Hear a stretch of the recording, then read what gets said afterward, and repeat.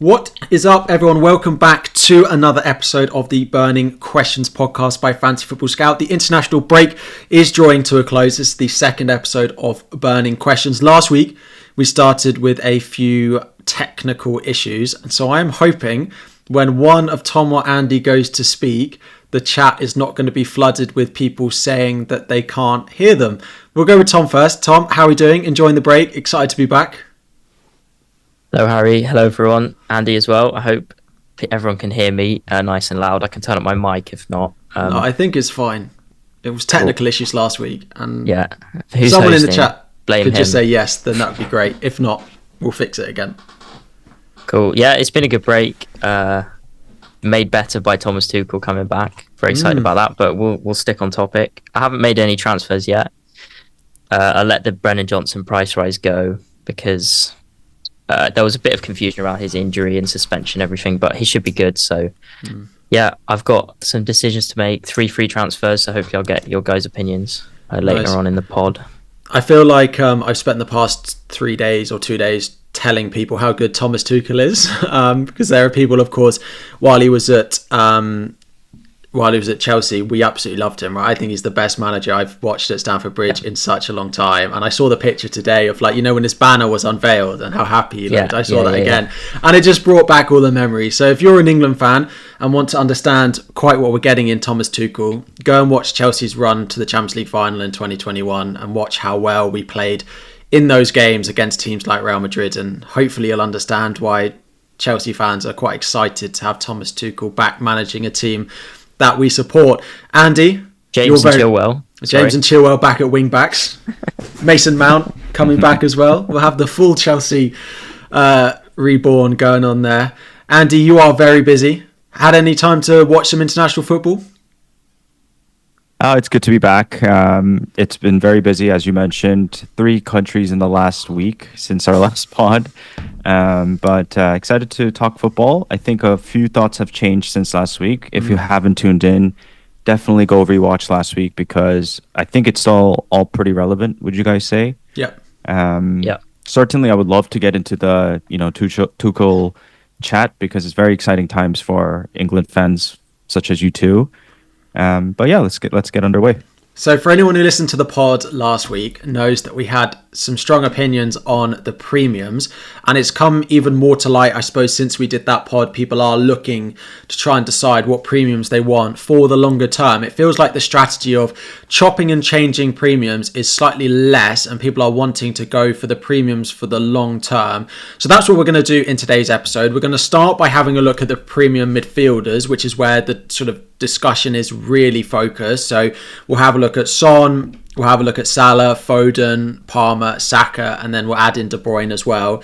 Then we'll have a look at adding in a few of the others like Watkins, Haaland, and Trent as well. Watkins and Trent are 2 very big ones, particularly I know, Tom, that is a big debate you're having in your team. So it feels like there's not many of us who have got the exact premium setup in their team that they want, and they're trying to decide on what it is that they want. So that's what we're really going to do today. And then, because it's international break and we spend so long talking about these same groups of players, we've got 9 differentials for you. We've got a defender, a midfielder, and a forward from all 3 of us to have a look at, and we'll talk through those towards the end of the show. So what we've got up on screen is a graphic I pulled from one of my videos this week looking at the premium midfielders. We've got their points per 90 so far this season, and then we've got their expected goal involvement per 90 so far this season with their fixtures in there below. There is no Kevin De Bruyne on this list of 5. We were talking about it before the show. We don't know when he's expected to be back. It is shortly after the international break, but it doesn't feel like anyone is going to De Bruyne just because there's uncertainty and there are other nice options on the table. So we've got 5 in there at the moment. Just to go through a few of the stats for those on podcast. So Palmer has the highest expected goal involvement per 90 as well as the highest points per 90 so far this season. Saka is next in terms of expected goal involvement. Then it's Salah, but Salah has the second best points per 90, whereas Saka is third, with Foden and Son being below both of them. So let's talk firstly about the fixtures that they've got coming up over the next few weeks. if the fixtures were equal for all of them, people would look at Saka and Palmer and probably Salah and think they're better than the others. But the reason we have this debate is that Man City and Spurs have much better fixtures over the next 4 weeks than all of Chelsea, Arsenal and Liverpool, which is why people look at the others as potential differentials. Andy, how do you, in your mind, let's start off with a fixture versus form debate, because if you're going with form, you're buying Saka and Palmer. If you're buying with fixtures, you're buying Foden and Son, right? How do you tend to use that debate when you play FPL? I think you're on mute, Andy. Yeah, Harry, sorry. There you go. Classic. I mean, I definitely think that attacking the fixtures is the way to play the game. However, there's a lot of factors here, right? As we talked about last week, game week 12 seems to be sort of a turning point, especially for Arsenal. You know, teams like Brighton, Chelsea, this and that, right? Yeah, exactly. So I think the popular go-to strategy in 12 will be to get rid of Trent and go Haaland, Palmer plus Saka, most likely, and then everyone competes with the other players around there. Now, definitely, that's not the only way to play, right? You could potentially go against one of them and decide to go Trent plus a cheaper either Foden or Son, and then potentially upgrade elsewhere too, right? So there's multiple ways to do this, but you know, if I had the luxury of, let's say I was in a position of 4 transfers or even 3 like Tom is versus my 2, I would be a little bit more aggressive in making these changes now. The reason being is that there's a couple of transfers that I have in mind that I need to get to by 12. Maybe not need, but want to get to by 12, which could be I need a keeper in Raya, right? I'm blanking here right now, but fixtures are very scarce at the moment in time for me. So a lot of the forwards will want to change. Some of the cheap mids have a fixture swing around there as well. So there are fixed, as you said, I think last week, we're in a position where we don't have enough transfers. You might not know it at the moment, but in game week 10, 11, 12, you will realise that we don't have enough transfers to make all the changes that we potentially want, which is why people look at a game week 12 wildcard. So, yes, you know, that's why we look at a City and a Spurs and you say you like the fixtures, but it might be that you need to look at what the long-term pick is out of those. Exactly. Tom, are you fixtures? I think you're more form from speaking to you so far this year, that you're just based off how players are performing rather than the fixtures. Yeah, probably a bit of a mix, to be fair. Like, obviously, I went against Haaland because of the fixtures. He's obviously not on this list, but just to cover that off, I think now's the time to go there if you're not already. Obviously, I think I've made the decision that I'm probably going to captain him the next 4 weeks, so that makes it worth it. Despite the fact I do think you get a better team without him. But yeah, looking longer term, I think that's why I haven't considered selling Palmer. Like, obviously, I do rate him a lot, and I'm probably biased as well. But I also think that, like, I don't think the upside to sell him onto Foden or Son is probably worth it, considering I want him back in 12. So gone. You're gone. And then coming back round to 12, I think there may be a case to move off Haaland again, potentially, but yeah, for now, I think now for these next 4 weeks, personally, I want Haaland and Palmer as my 2 premiums, and then I'll be keeping one of Watkins or Trent alongside. Probably longer term, I want Saka in there instead of Watkins, but I think I can wait till 12 for that. Andy, you go, Harry. Yeah, just want to talk. Andy, I've got a question for you on Son in particular. We saw at times early on in the season when Son and Solanke played together, which actually hasn't happened very much. We haven't seen it very much at all so far this season, where Son just didn't look as effective while Solanke was playing up front. Then I think there was one game where Solanke, I think it was the game against Everton, where Solanke didn't play and Son was fantastic, right? I think he scored twice and got an assist and he hauled massively. And people were like, oh, Son's back. Now, we're expecting them to play together going forward, right? How do you feel like that impacts Son? Do you still think 9.8 is worth it? Or do you think that... Because I suppose you have to add in someone like a Brennan Johnson into this conversation, right? Who's 6.5. And can he be an alternative to Son and that means you don't need Son. How do you feel on Solanke versus Son versus Johnson, that Spurs front three? Yeah, I have just a bunch of thoughts running in my mind. So let me try my best to put this together.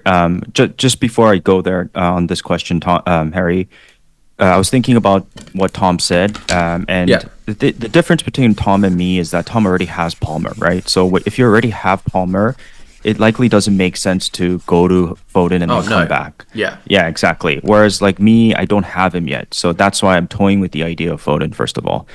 When it comes to Solanke, I think last week we were talking about like who's the best pick at Tottenham, and I think we were all in consensus that definitely Solanke, right? And maybe Johnson a close second. And I was looking at that Brighton game, or thinking about that Brighton game in detail. If you think about their first half, they were very dominant, and then second half, obviously, they collapsed. Yeah. And if Tottenham had needed a 12th man in their team, that would be endurance and cardio, because they press nonstop. I think that was a point I was trying to emphasize last week. But upon more further thought, in the first half, there was three things that happened. First of all, Tottenham did very good pressing high. Second of all, they were very open to short passing, but also long passes. So it was very dynamic. The last thing I realized was that Solanke was playing like the Harry Kane role, where he was coming in deeper and kind of sacrificing himself to feed the wingers. So that's why you saw Johnson, have that goal and I think multiple chances. And one thing, by the way, just another point about that is that I really liked how Johnson finished with his left. That's just a sign of confidence. And then when the question you asked, Harry, is a good question, because if I think about Son this season, he had probably 2 games where he had multiple attacking returns, but not goals. It was like kind of assist from my recollection. The only game he's had multiple returns that have been goals is the game that Solanke didn't play in. Exactly. Okay, so that makes sense, right? Because if Solanke's dropping deep, I would assume that gives Son his chances. But I don't think I've seen a game this season where it's like the Son type of multiple goal haul type of opportunities like I've seen in the past. So it's a little confusing to say the least. But regardless, if Son comes back, it must be good for both of them. Is the easy way out. Yeah. I think I'd add on that I think if Son had played the game against Brighton and it was in place of Timo Werner, I really believe that Spurs would have won that game, and they probably would have won it more comfortably, because there were chances in the first half that that Werner blew that could have put Spurs more out of sight than they were going into half-time. So, I know we're all looking at this game thinking, are we concerned about Spurs? But I do think that, no massive offence to Werner, but dropping Son for Werner must be one of the biggest downgrades in terms of a replacement like that there is in the league at the moment. So when Son's back, that front three will look really good. It's just, I agree. I don't think 9.8 million for Son is worth it when you have a Brennan Johnson at 6.5. You've got a Solanke at 7.5. Yeah. If I was spending 9.8 on Son, I would go to Foden, Saka or Palmer, probably over spending the money on 9.8 Son.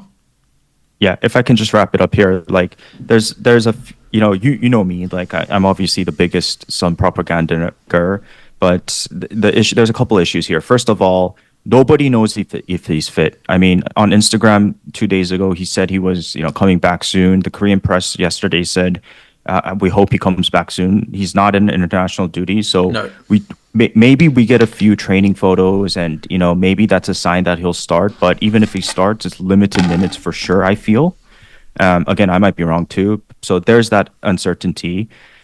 Second of all, like as you mentioned, there's other better options. I think Foden's a better option right now, but I'm not completely closed-minded about potentially thinking about Son this week. So I just want to leave it at that, Harry. Like, it's enticing, right? Because the fixtures for the next 4, even the Aston Villa fixture, I feel in 10 is solid fixture for Spurs. So if you are to go for Son, there's a lack of information about the way they play and how effective he's been in this role this year. But this is the time, or you have to wait till a little bit later to bring him in. Okay, so I suppose we don't. The conclusion is we don't massively love Son. Tom, do you disagree with that? No, I don't disagree with that. I think you're looking at these stats on the screen, and for the podcast listeners, Son is last for XGI. Yeah. I think you give Foden a bit of a pass because he's only started one game. I know it's per 90, but obviously starting games will help you. But yeah, I think it's massively down on Palmer, Saka, Salah, and obviously Haaland. So, and then I could say that you can have Palmer, Haaland, Solanke, and Johnson. Yeah. So for me, why would you then get Son? Obviously, a differential is a good pick, but yeah, he's probably not even fit. I mean, it's unlikely. You'd think it would have been reported maybe if he's back. So I don't know. It'll be another Spurs Champions tend to be League pretty winning Timo Werner this week. Spurs tend to be pretty honest about their injury news. Like, we get training videos, which we get every week, and Ange is pretty honest. We don't know at the moment, and I agree there's been nothing, which is a slight surprise, but we'll almost certainly know going into the deadline whether Son is fit or not, because Ange is not a manager to hide stuff, which is useful for us. So let's talk Foden, because if he starts the next 4, and that is a big if, he must be up there with the best differential we might get for a long time over the course of the season. He is more expensive, so it's not as easy to get to him. But if he does start in the next 4, which is Wolves, Southampton, Bournemouth and Brighton between now and the next international break, 9.2 million for Foden has to be a player that we're going to consider. The big thing comes down to those minutes. And if I was to tell you Foden was to start 3 of the next 4, would that be enough? Would you be happy buying Foden if he started 3 of the next 4? I think it's safe to say if he started 2 of the next 4, you wouldn't buy him. But Andy, if I told you he started 3 of the next 4, do you think that's enough? Are you happy enough with that? Or do you want it to be all 4? No, I don't think I'd be happy enough with that. You need all 4, and you have to take the risk of getting Foden and hoping he it's a very, very large hope, because there's the KDB question, there's Pep rotation question, but you just have to hope that he plays the next 4, because this is it, right? And you're up against the potential Palmer non-Saka owners, Saka non-Palmer owners, and as we know, Palmer is deadly and can call against any team in the league. So I would not be happy if he started 3. I'm thinking in my mind he needs 4. Again, he could start 3 and haul in 2 or 1, then that's fine. But you want to have some conviction that he potentially starts all 4. And that's as people are saying in the chat. I think we can almost say with a lot of confidence that if you're predicting 4 out of 4, that feels less than likely in my eyes. I agree. I would be surprised if Foden plays 4 out of 4. Now, it might depend a little bit on the De Bruyne injury, and if we get an update from Pep that De Bruyne is likely to be out for until the next international break, then that does boost Foden and it makes him a much better pick. But if we're likely to see De Bruyne back in the squad against Wolves, then I think that massively hampers Foden as a pick. Tom, if you knew that Foden was going to start 4 out of 4, you've not been as hot on him, and that is because of the minutes. Would you have a little bit of an inclination to go in? I understand in your position, if you've got Palmer, you're not going to sell Palmer to go to Foden, right? But if you're in Andy's position where you don't own either, and you knew Foden started the next 4, would you go to Foden briefly before Palmer, or are you strong enough on Palmer that you would just go straight there? It's really tricky, to be fair. Like, I think I've been burnt loads of times in the past. Like, when City, you think, like, I remember when, like, Mahrez was nailed and you brought him in and he did nothing. Like, it just, I think you kind of just, like, I think it pays off maybe 2 times out of 5.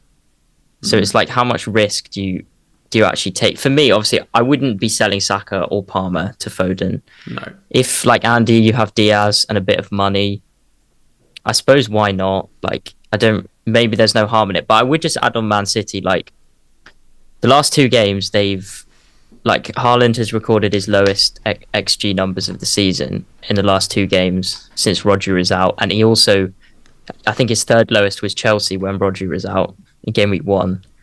And, City as a whole have looked obviously less defensively secure, which doesn't massively impact Foden, but I suppose if they have more control, then Foden's probably more likely. So I think I want to see Man City like get back to their Rodri numbers if that's possible, because I'm slightly lower on City now after the last few games. But if you've got Diaz or Bruno, would you sell Bruno? I don't know, but I wouldn't sell Bruno this week. If you've got to this point in the season and you still have Bruno in your team, I just feel like you have to hold him now. Like you finally got to the good fixtures. Just seems like the strange time to sell him. Now I understand that if you own Bruno, you might just want to get rid of him and you might have had enough of him, and then that's absolutely fine, right? But I feel like you've got to this point with Foden, with Bruno. Now's not the time to be selling him. Yeah, it's like who actually can get to Foden this week? It's people like Andy who have Diaz, and is it worth essentially using a transfer to take out Palmer, to skip Palmer or Saka?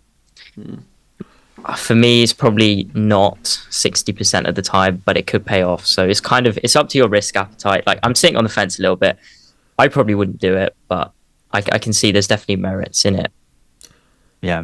I think this even I don't believe anybody that says with conviction that they are so super bullish on Foden. I think even the people like myself who are interested in him are sitting on the fence. So, it's fine, Tom. But it's really weird, right? Because like I just do not understand this Rodri effect. Maybe, obviously we play FPL, so I'm not a football manager, but like Rico comes in, they form a 3 in the back, 2 in the middle, and it's like almost like 5-6 guys up top, and still that last game, it's just like no one does what he does. That's he does the job of like 2 players in that defensive midfield. Like they're able to leave their back 3 because one of the defenders goes, plus just Rodri, whereas now they need a back 4 and 2 defensive midfielders to try and cover what Rodri does. He's able to do so much, and he's very good at making the play progressive and passing through the line, so he also makes the attack better.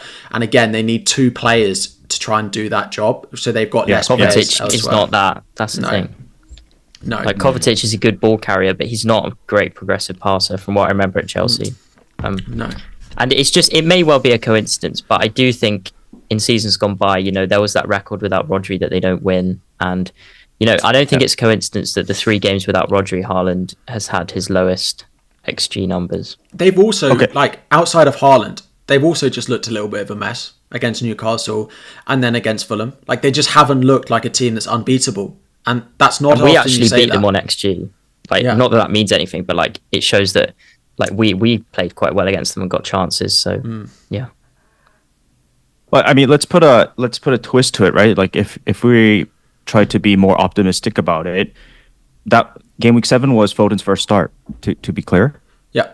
Yes. Yes. Yeah. Exactly. And so they're on this run. Don't you think they need to be winning? And there's a good chance that now. If you held a gun to my head, I'd say he starts this week. Oh yeah, I think he starts this week. But I suppose, and then if he plays well, he's probably not going to be dropped. I wouldn't. No, but then let's say De Bruyne is back fit. I just don't think I can say with enough confidence that he starts all of the next 4.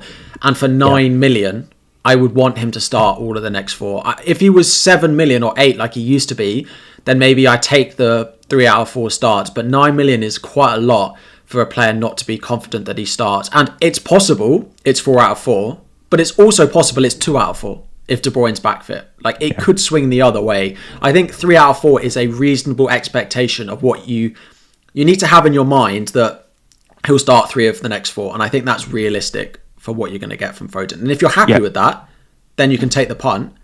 But if that puts you off, then I don't think you can buy him.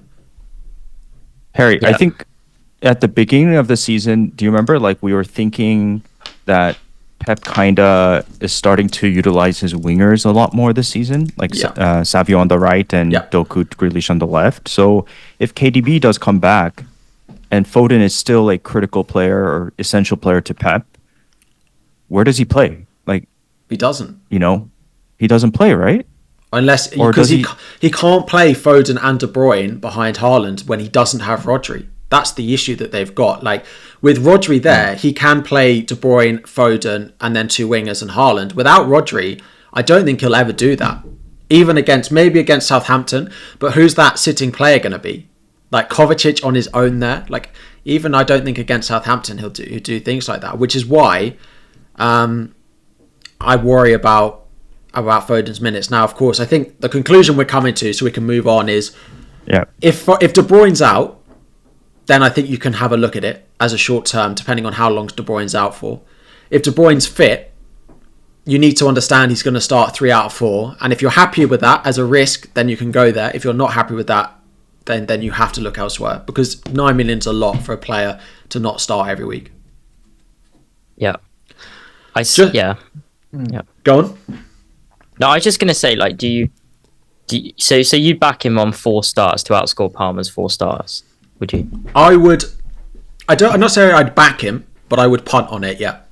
Yeah, I think I agree with that. But I do think that, like not to sound like a broken record, I do just think Cole Palmer is like, he'll continue to take over.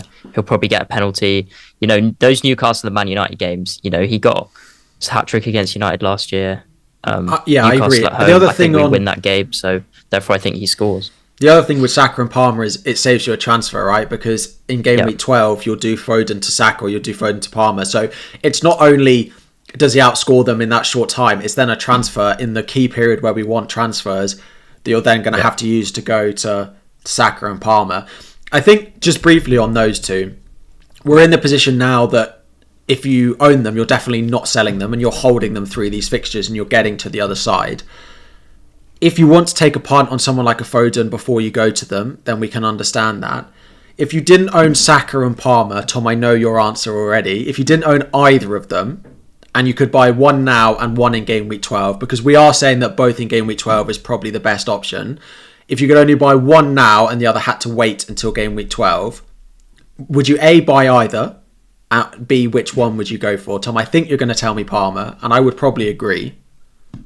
Yeah, not to be like sound ridiculous, like maybe I was at times last week or the week before, but I just think like they've actually got quite fairly similar-ish fixtures, like Man United in Bournemouth away. Are they actually that different? Bournemouth away, Man United away. You know, Newcastle, they're both playing. Liverpool, they're both playing. And then in 12, they're playing against each other. And I think Palmer's a better asset. I think he scores more points, so therefore I would buy Palmer. Andy? I'm very flexible right now. I think Palmer is a better asset, but I think I get Tom's perspective. You're comparing the fixtures and this and that, but I'm definitely Foden and Son curious for the next 4. Definitely. So interesting. I'll just leave it at that. I don't think we're giving very solid. I think we're all a bit fence sitting with the Foden thing right now, which is fine, which is the right. I think we were being very honest about it. So sorry, just to be. Sorry, I'm happy to not fence it on Foden, and I'd say I think he starts 3 of the next 4, so I will not be buying Foden. Like I'm quite happy to say that. Fair. And not but I suppose Andy, if I had to ask you just on Saka and Palmer, I know you're looking at Foden and Son. Would you buy Palmer if you had the money? Would you buy Palmer before you bought Saka this week? If you could only buy one. Palmer and Saka? Yeah, I would go Palmer over Saka. Okay, fine. Yeah. The last just one, to be clear, the question I thought you asked was Palmer or Saka. I say Palmer. Yeah. But if you have neither, and De Bruyne is confirmed out for a couple of weeks on Friday, then I would probably pump Foden. Okay. So the last one on the list is Mo Salah, who started the season very well, then has had a couple of quieter weeks, and the fixtures are starting to turn with Chelsea, Arsenal, Brighton, Villa, City all in their next 6. I think your answers on is there any case to buy Salah now is going to be a no. Do either of you disagree? If you don't own Salah, I don't presume anyone's buying Salah at the moment. No, but I would just say I think he's the best captain in game week 10. Who's he got? Brighton at home. Brighton at home. City away at Bournemouth. Yeah, maybe. The issue is, Harry, his price is not comparable to the rest. You know. Yeah. It's just too expensive. I agree. It's like I know Tom says he's a good captain in 10, but I am selling him this week. Having said that, he's also I just wanted to put it out there. Yeah, he's also not the best captain in any of the other weeks. If you owned Salah, which I think is the main question that we've got with Salah, do you feel like it's fine to hold him because of the fixtures that Saka and Palmer have coming up. I think the big thing is what that money allows you to do, right? That, as Tom is the perfect example, you take that 2 million out of Salah, and then what are you able to do with the rest of your team, or even more if you go down to Brennan Johnson. So it feels like one of those. I wouldn't sell Salah to Saka and Palmer unless I need the money for something else, is probably where I'm at with it. If I don't need the money, and the money's just going to sit in the bank, I wouldn't sell Salah. Relevant, by the way. Like every manager's probably thinking about this right now. So it's unfortunate that he's 12.8. That's almost 13 million. You know, that's like a 2 million difference from everyone else we're talking about. So it's tough. Yeah. And I just can't. There is no 8 million ish midfielder that has emerged yet. Right? Like, no. Can you name someone else? Exactly. Right. So how can you compare Salah plus the 8 million? Maybe there's other permutations versus like a Saka and Palmer combo in 12. It's hard to compete against. Sorry, the stream just lagged for some reason. I got a little error message, but I think we're back. I think it was just a little. Yeah, we are back. I'm watching it. It buffered for a brief period. Cool. So, Tom, you are the perfect example on Mo Salah, and you do plan on selling him this week. I do want to add a little bit of more detail on some of the other premiums that we've got. So we've started to add in Trent into this table, Watkins, we've also got De Bruyne in there, and then we've got Erling Haaland in there as well. Now, you've got Salah. Your question is on Watkins versus Trent, right? You've got to sell one of those two. Yes. When you look at expected goal involvement, of course, Trent he's actually above Foden, but that's based off minutes. Watkins is quite high up there. He's above Son, he's above De Bruyne, he's above Foden, but he is below the rest of them. How do you feel in terms of prioritizing these premiums when you start to add in Trent and Watkins? I assume they're the least priority out of all of them. Like Haaland, Saka, Palmer are the top three that we're putting. Yeah. I mean, yeah, my team I've got Salah, Palmer, Watkins and Trent. So I'm probably a bit behind the curve which is why I'm using transfers this week. So I think Haaland, yep. Palmer, yep. And then I think we've all probably agreed it's Saka third, but I'm not going there yet. So then I have to look at the fixtures, Watkins v Trent. I think I prefer keeping Watkins, because I think I can rotate 4.5 defenders fine. But I do think Trent and Chris Wood, for example, is still going to be good. It's just, I just would say on Salah quickly from a Chelsea perspective, like Cucurella's suspended this week. Yeah. So he's going to be up against Renato Vega He's in all not been likelihood, bad. who is a very good prospect. He's looked good, made his Portugal debut this week. Playing at centre-back.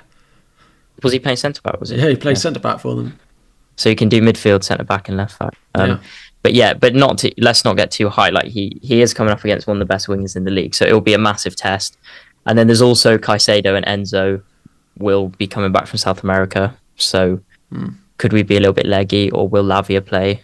I don't know, but I don't think Salah's a bad option this week. But zooming out and looking like holistically, I think I just cannot really see the argument to go Palmer, Salah. Even if you think they're the same, you think Salah's slightly better. Like, you know, Palmer is just that 2 million cheaper, and you know, it's a massive sample size. The last 38 weeks of FPL, he's outscored Salah. So that shows you that they're similar assets. Palmer's maybe slightly better, and especially when you have Haaland to captain every week, it's kind of like, why would you not just pick Palmer? That's my opinion, my personal opinion. Andy, we've added again Haaland, Watkins, Trent basically to this list. In the list that we've got, Haaland is put at the top and Watkins and Trent are put at the bottom. Is that how you prioritise them? Do you think Haaland is a bigger priority than the likes of Palmer and Saka, and Watkins and Trent are lower priority than those two? Yeah, I think so, because of the captaincy, especially for the next four, right? Yeah. I mean, Wolves, Southampton, Bournemouth, Brighton. I've been toying with. I'm not sure. I haven't really thought enough in depth about Watkins because I don't own him. Apologies, but when it comes to Trent, I've been toying with the idea of like keeping him. Right, if you were to keep him with the likes of Saka and Palmer in 12, that would mean you probably either have a dead spot up top or like really, really weak up top, right? And if you were to,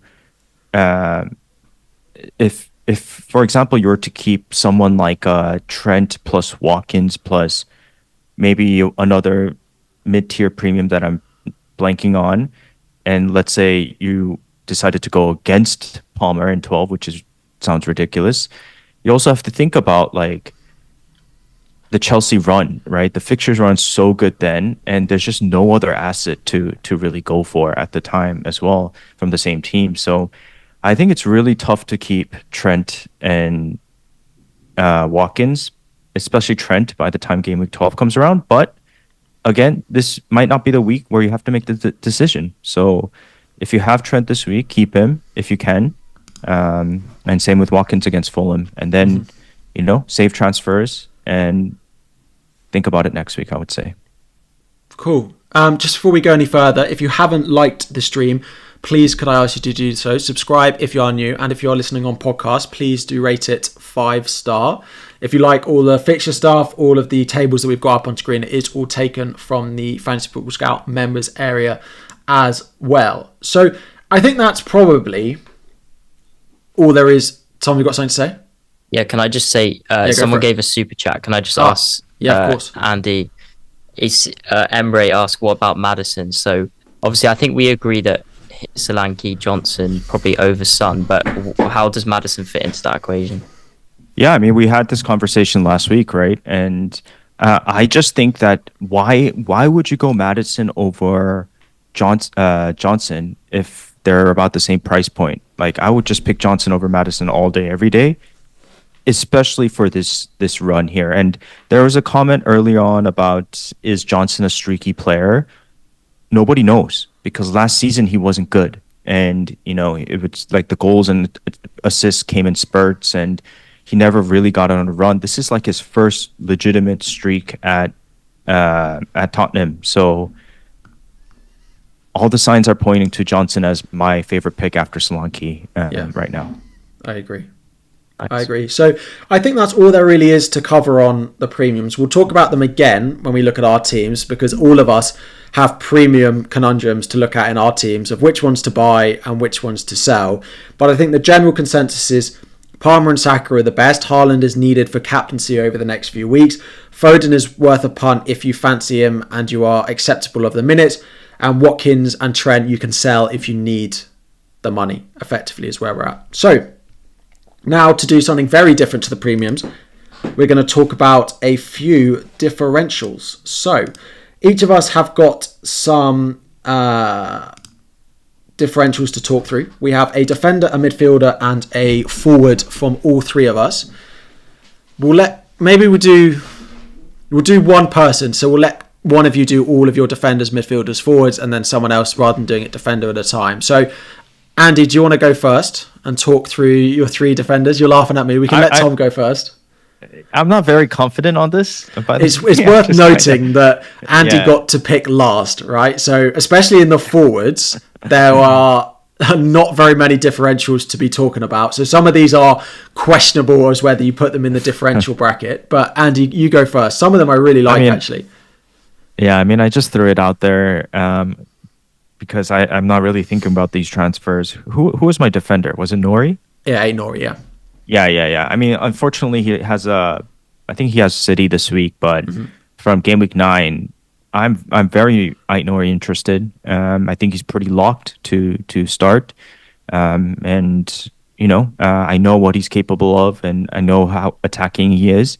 Now, the clean sheets haven't come, but they have also had a awful fixture run for the first 7, I believe. So hopefully fixtures breed clean sheets, as well as Nori being probably one of the most attacking assets in the game. So I like Nori from game week 9, and very good price point too, right? So he could be a popular Trent downgrade moving forward.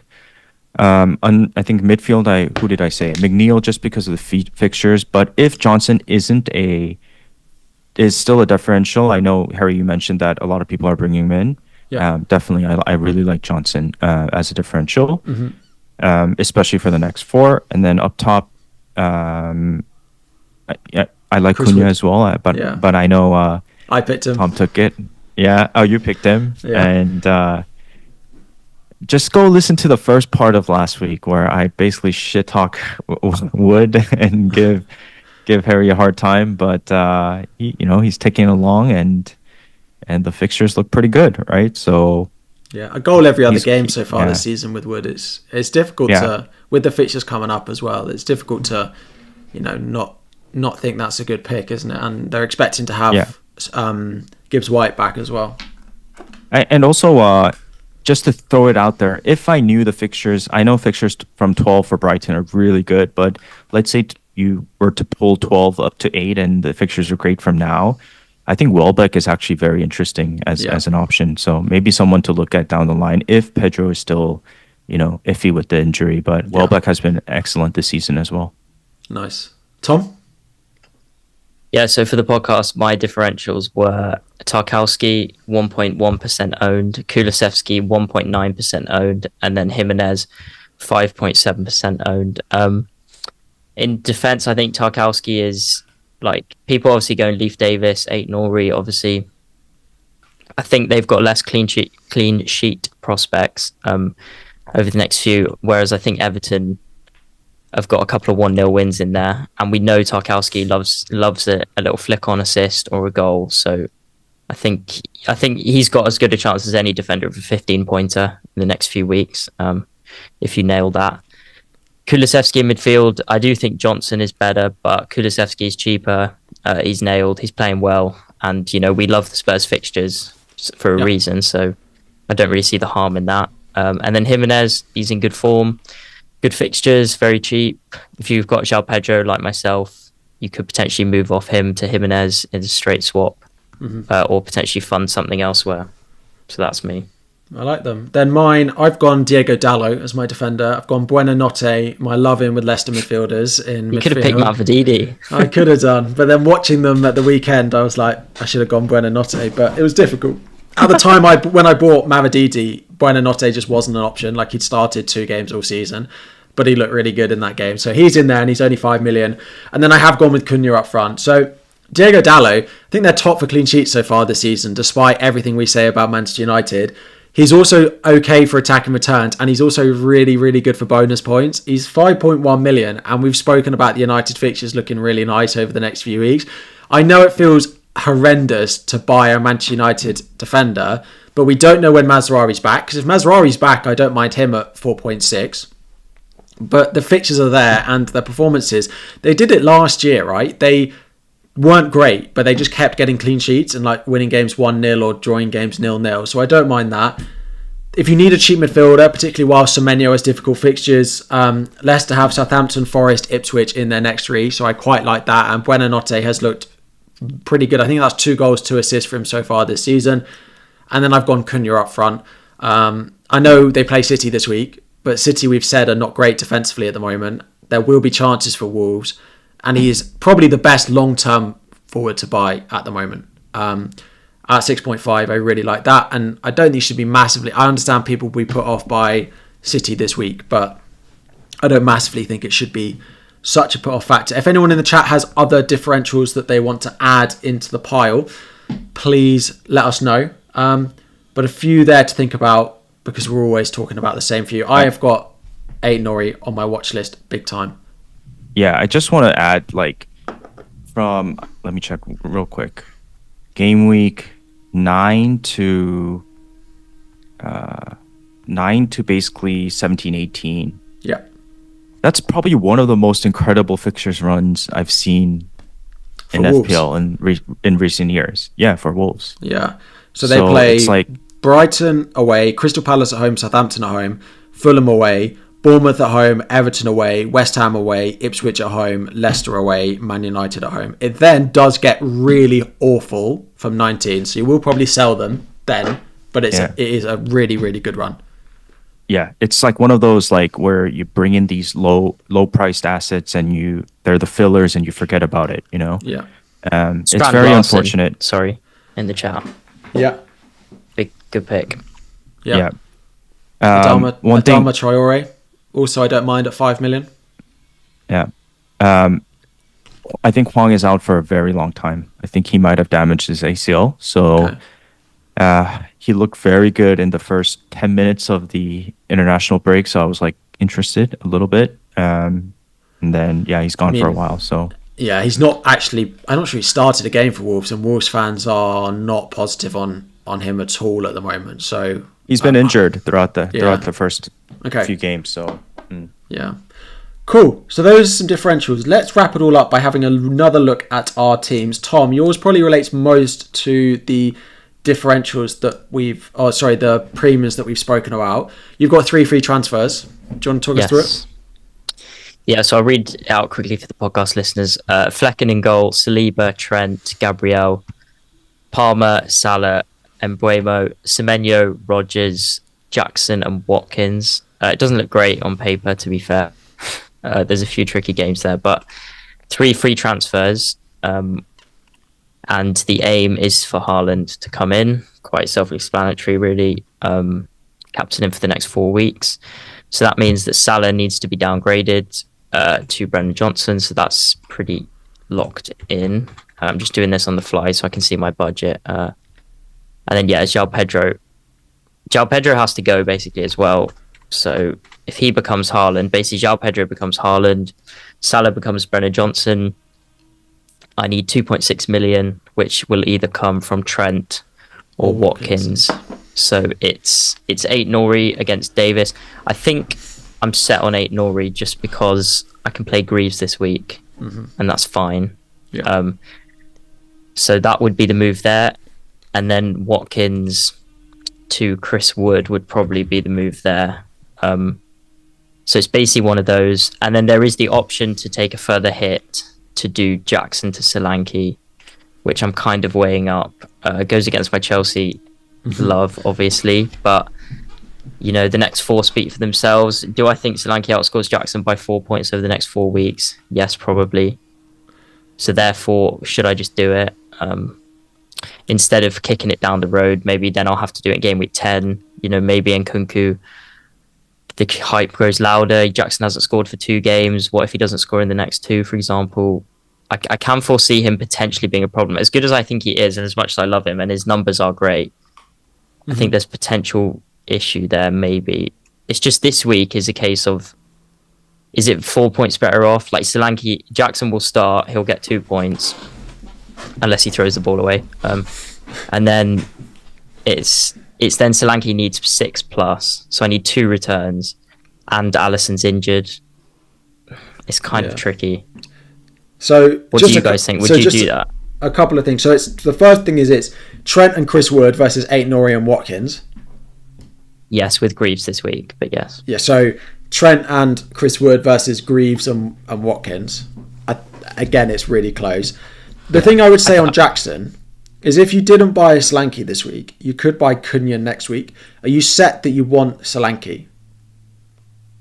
It's just a case of his numbers are incredible. He posted over 1 XGI the couple of games in a row, and they've got the fixtures, and it just makes me think I want to. That Ipswich at home game in 11 as well. But as you say, Cunha could be. Maybe I leave it. You could leave it, and then you could because if Solanke plays deep again, you might think, well, I don't want that, and I'll go Cunha. But if he plays well, then you could go, well, I will go Solanke now. Yeah, but the thing is, I do kind of want to sort my team now for the next 4. Yeah. And then continue to ideally roll until 12. Yeah. So that will give me 4 frees. Whereas if I keep the Jackson potential problem for the next few weeks, I'm a transfer down next week. Potentially. But then I'm not selling Jackson before Newcastle at home, am I? Really? No, you'd probably keep him for that. So. And then I might get an injury, and then suddenly I'm short on moves. So I might just bite the bullet this week. Mm-hmm. But we'll see. But your instinct, my instinct is Watkins to keep, because I think Fulham and Bournemouth and Spurs, the next 3, he could get a couple of braces. That's what he does, goal and assist. Yeah. Wouldn't shock me. I think he probably outscores Trent. Yeah. Yeah. And the hit will go to the wire. The issue Andy, is, would you do that hit? The replacements for Watkins are better than I would say the replacements for Trent are. But I would say Watkins is a better pick than Trent at the moment. So the forward position is the better pick in both scenarios. So that's quite difficult. Yeah, it's tricky. And then obviously a captain will be Haaland with a potential triple captain next week. So tune in next week and we will discuss the triple captaincy. Andy, what do you think on Tom's? Like, would you keep Trent or would you keep Watkins in that scenario? Yeah, it's super close, right? Yeah. Huh. It is really close. It is really close. Up I to mean, you what? could. What do you think about the hit, Andy? What's the hit for Jackson Solanke? to Solanke. Because you're higher on Solanke than Harry is. Harry thinks he's a bit deep, but you... Oh, it's just so, like, the concept of taking a hit with 5 free transfers, I know it's not relevant, guys, but I'm just struggling to allow myself to take hits this year, personally. But, yeah, if you do want to take the hit, you take it now, right, for the next 4. The only thing I'd say is if you do keep Watkins, in game week 10, that could be your route of Watkins to Cunha. And then get Saka, maybe. And that will give you a bit of money to do Saka. So maybe selling Trent now, keep Watkins for the next 2. And then when Aston Villa go on to play Spurs away, Liverpool away, that's when you could go to Cunha, who has Palace at home, Southampton at home. And that is why you have good ranks, Harry. Because that sounds perfect. So yeah, it's a good plan. Cool. Andy, let's have a look at your team for this week. It is up on screen if you want to read it out and just talk through your thinking this week. If you could read it out for me. Yeah. Flecken in goal, Trent, Gabriel, Rico Lewis, Luis Diaz, and Burmo, Rodgers, Saka, Havertz, Haaland, Calvert-Lewin, with Semenyo, Greaves, Mikalenko on the bench. And we've just had a question in the chat. What to do with Luis Diaz? Perfect opportunity for Andy to answer what to do with Luis Diaz. Nice. So I've been doing a lot of self-reflecting. This was a joke, by the way. But look, I have a couple of options. I think I am 3 midfield curious. Foden, Son, and even Brennan Johnson. Even though we didn't really talk about it much. Go ahead. Sorry, do you have money in the bank? Just quickly. I do. I think I have like 0.5. Okay, 0.6. so the Luis Diaz to Foden move would need a second transfer, but Luis Diaz to Brennan Johnson wouldn't. Exactly. Okay, cool. So that's that. Havertz is interesting. I like Solanke for the next 4. I like Havertz for this fixture. But it might be a move that's necessary to set up the future, if you know what I mean. And then obviously the Trent downgrade is needed for this Diaz upgrade. I don't think I have enough to do Diaz to Foden and then Havertz to Solanke. It's not enough. And even if it was, I would still need to get rid of Trent eventually to get to Palmer and 12. So a lot weighing on my mind. I'm interested in the Johnson move because I just feel it's a sexy move, right? Like I think he looks good. So it seems smart. Diaz to Johnson, save money. I can't really argue against that. Do you think? Yeah, it's and you don't really want no Spurs, do you? Like I think, like my thing is, do I want 2? I think you want a Spurs attacker the next few weeks. I definitely do. Do. My only concern with the Johnson move is in 4 weeks' time when you want Palmer, you'll have to sell Johnson to get him. That will have to be the midfield spot that you use to get him. So it is only for 4 weeks. And then you are a transfer down. Like, does Johnson outscore Palmer over the next 4 game weeks? That's my question. Like, you could do, I don't know how much money, but presumably you can do Trent to a cheaper defender and Luis Diaz to Palmer. Like, the Brennan Johnson I like a lot, but you're just going to have to sell him in a few weeks if you want Palmer. Yeah, I mean well spotted, Harry. Because at the beginning we were talking about how transfers are rare for especially me with only two, and so that's the only issue with the Johnson thing. It's total luxury move, and I have to be incredibly bullish on his chances of doing well in the next few. So it's a thought I'm playing with. I think a very sensible move would be to roll or to do Havertz to what's his name, Solanke. And set up for the Foden or Palmer upgrade next week. I can think more about it, except the longer I wait, the more it's going to head towards just getting Palmer. And lastly, if I decide to go Foden, it's definitely possible this week too. I just go Diaz to Foden and Trent down. But I really do like Trent against Chelsea. I don't think it's the worst thing in the world. But it's also not a great fixture, right? So that's that. And if it was me, and and Diaz also, I think he starts, right? So he could be a differential. But we've had this before. Like sometimes you kind of like try to outsmart everything, and the signs are very uncertain about Diaz. It's like we're trying to think that, like, okay, he didn't start the last two, so this is his time now, and it's gonna, the Jota's gonna pass on the baton. Like, I don't know. I don't feel great about it. I said when I first saw your team, Andy, last week, I said roll, and I think I still agree with that. To be fair, yeah. If it was me, I'd roll, and then I would do Trent, Diaz, Havertz to Solanke, Palmer, and a defender next week. Yeah. That's like the sensible thing. Because then, but I'm going to continue to think about Son and Foden. That's where I'll leave it. Yeah. Okay. Talk to me about Son. Just insane move, Harry. We spoke about at the beginning. I wouldn't be surprised if Brennan Johnson outscores Son. And if that's the case, then I just don't understand a reason to buy Son over Johnson. It feels like spending the money for sake of spending that money when you, like, if you have it. I'd rather just go Johnson, leave the money in the bank because you might need it a following week.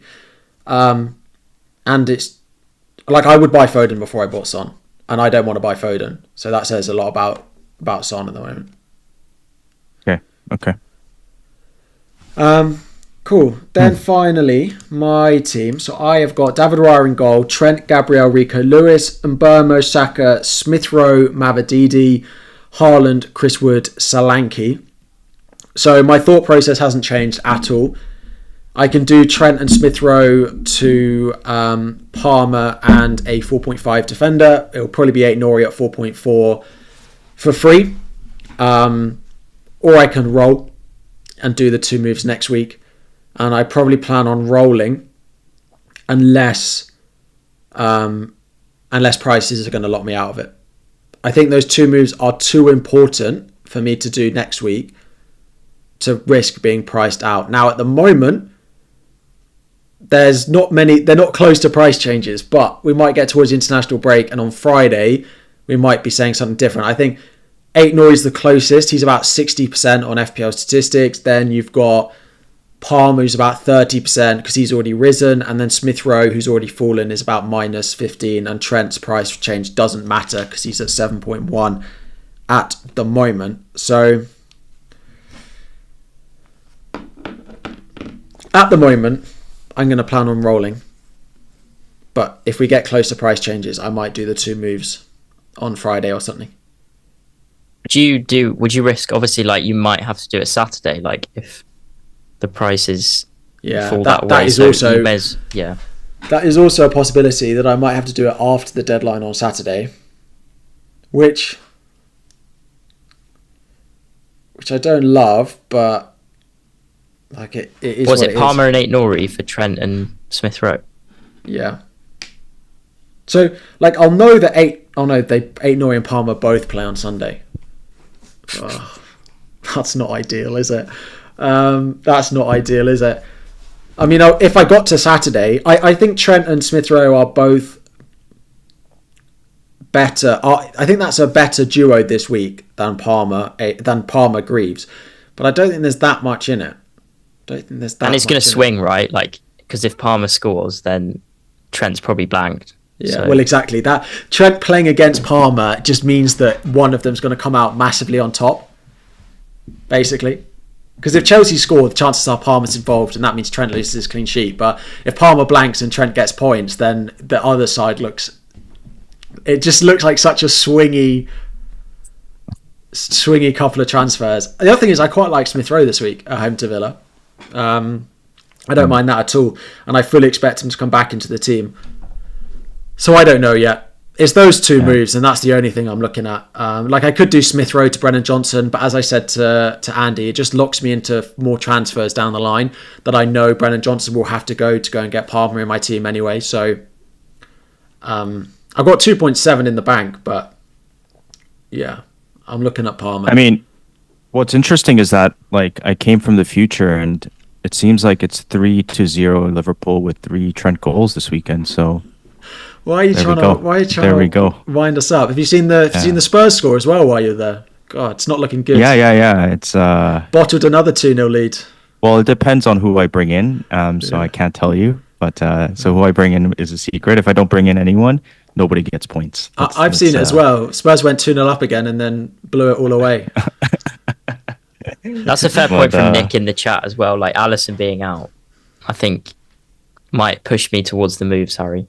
I think selling Trent I will probably sell Trent going into 9. It's just what I want this week. I think it's probably where I'm at. That Greaves bullet header.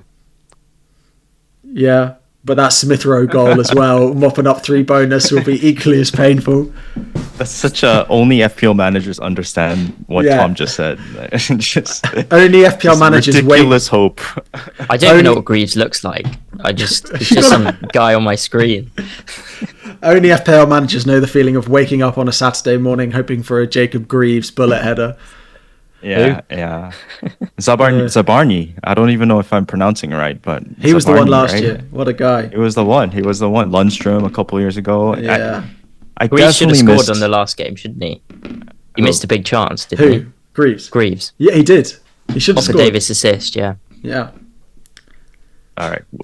We need to stop. We need to stop. But genuine question: If Mikalenko was available, would you play Greaves or Mikalenko if I did the moves? They play against each other. Play the home game, right? Is Branthwaite fit? Branthwaite is expected back, yes. Mikalenko, we don't know.